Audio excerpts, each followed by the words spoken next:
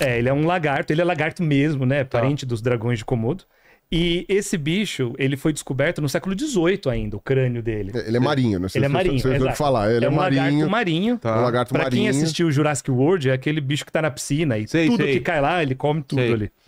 E aí os caras descobriram... Mas ele não é um dinossauro? Não é um dinossauro. É um lagarto. Não é um dinossauro. Aquilo É um lagarto, inclusive, tem um vídeo que saiu na internet que a Aline compartilhou, uma amiga nossa que é paleontóloga também. Beijo, Aline. Beijo. O que acontece? E beijo pro Tito, você não ficar com ciúme, né? Então beijo, Tito, também, né? E aí o que acontece? Mostrou aquele varano da Indonésia, que é tipo um dragão de Komodo, é um lagarto. Monitor, é um lagarto monitor que eles chamam, né? Ele é quadrado, assim, 42 polegadas. Não, eles chamam de. Caramba, e eu prestando atenção aí. Quadrado, monitor, entendi. Eles chamam de lagarto monitor, eu não sei porquê, mas é o termo. E ele tá guiando, né? Ele acompanha o professor junto, né? Ele tá guiando, tá fazendo monitoria, né? Mas o que acontece? Ele é um bicho muito interessante. Já apareceu o vídeo desse lagarto naquelas lojas na Tailândia, na Indonésia, que ele, sabe, subindo nos lugares. Ele é um bicho muito grande. Porra, eu vi, cara, meio assustador. Isso, Tem vídeo dele nadando. Esse bicho é um dos parentes vivos mais próximos do mosasauro. Bem próximo mesmo. E o que acontece? Ele nada de um jeito que pode ser provavelmente análogo ao... Ele já é um bicho meio de água. Sim. Ele já é um lagarto meio d'água. Bem adaptado. Né? Ele já é um lagarto meio d'água, só que ele anda na terra também. Só que na época que descobriram o crânio, ninguém sabia o que era. Ninguém pensou que era um lagarto. Chutaram que era um crocodilo, um peixe e uma baleia.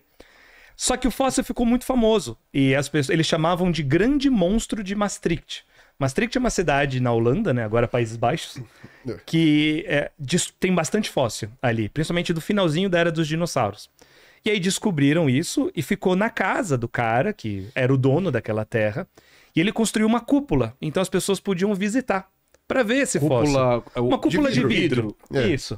Então as pessoas iam lá para visitar e fazia fila para ver o Grande Monstro de Maastricht, que eram monstros, e as pessoas não sabiam que era um monstro pré-histórico. Achou que era alguma coisa que de repente podia existir ainda. Entendi. Ou que morreu no dilúvio. Ou que morreu no dilúvio, assim. E... Aí descobre que o bicho nada. Como? Monstro no sentido... Exato, porque ficaram assustados. Meio freak show era o lugar. Exatamente. Aí descobre que o bicho nada. Como que morreu no dilúvio? Não dá. E isso ficou tão famoso que o Napoleão Bonaparte, quando a França invadiu a Holanda, ele mandou um general ir até esse local e roubar o fóssil. Caramba. Ele falou, o que é um crime de guerra? Porque você não pode roubar patrimônio, e naquela época já não podia, né, de outro país. Apesar da França ter feito isso a rodo, né, com os outros países. Mas eles vão lá, fazem o cerco a Maastricht, que é onde o exército francês cerca a cidade, e um general vai com uma comitiva de soldados, bate na porta do cara, muito bem, cadê o fóssil? Muito legal, vou levar para mim agora. E eles levam, e eles depositado no Museu de História Natural de Paris. Que é aí lá onde você tem um paleontólogo famoso, que é o Georges Cuvier, que ele estuda e fala, não, isso aqui não é uma baleia, isso aqui não é um jacaré, isso é um lagarto. Por que ele chega nessa conclusão? Por conta de características do crânio dele. Como é a parte aqui, da né? cabeça...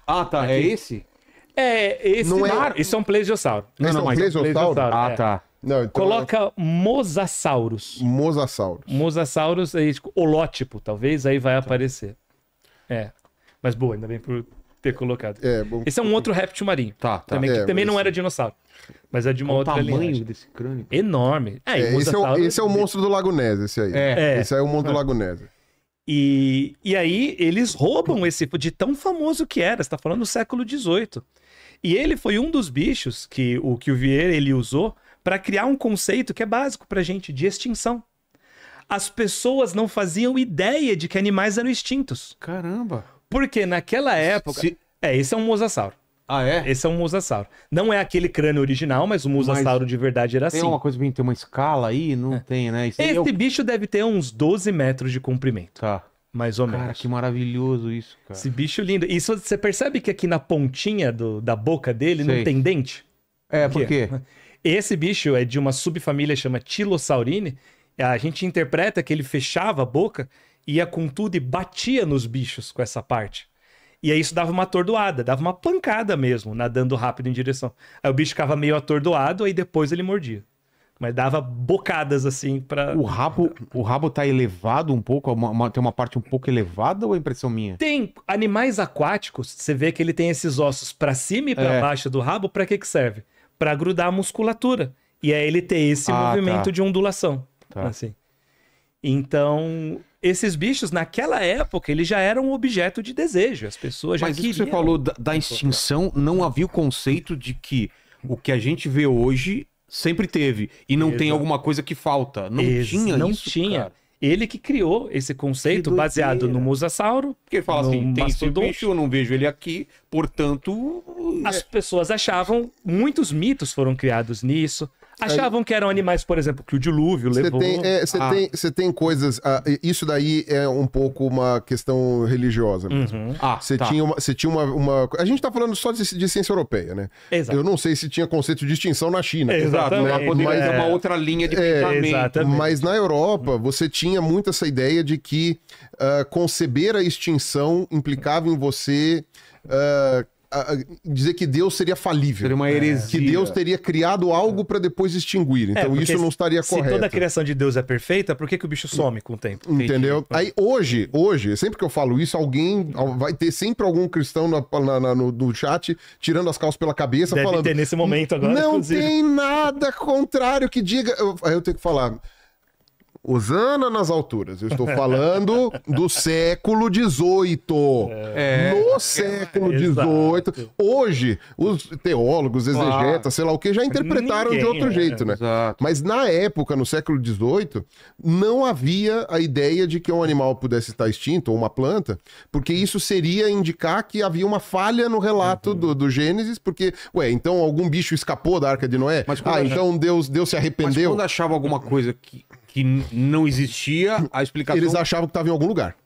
Tá. Tá na América do Sul, tá na África, tá Migrou, na Oceania, não tá mas não mais sei. aqui, Não sim. tá aqui, mas tá em algum canto. Tanto que eles Polo acham. Norte. Exato. Tanto que esse Barão de Cuvier aí que o E Bruno você vê tá nos falando. mapas também antigos de navegação, aqueles monstros. Os monstros Isso. marinhos, exato. O Barão de Cuvier que o Bruno tava falando, ele estudou material aqui da América do Sul também e tal. E o pessoal sempre falava assim: não, isso daí como é que se fala? Foi encontrado em tal lugar. Porque a França tinha, né, colônias ao redor do mundo e tal. Sim. Mas ele estudou muito materiais, o pessoal, não, isso daqui ainda deve estar vivo na África, isso daqui ainda deve estar vivo na América do Norte, isso daqui... Aí os caras, não, isso daqui está extinto. E aí que ele propôs a ideia de catástrofes. E aí ele fez um paralelo disso junto com a crença bíblica, né? O Sim. Cuvier, ele era criacionista.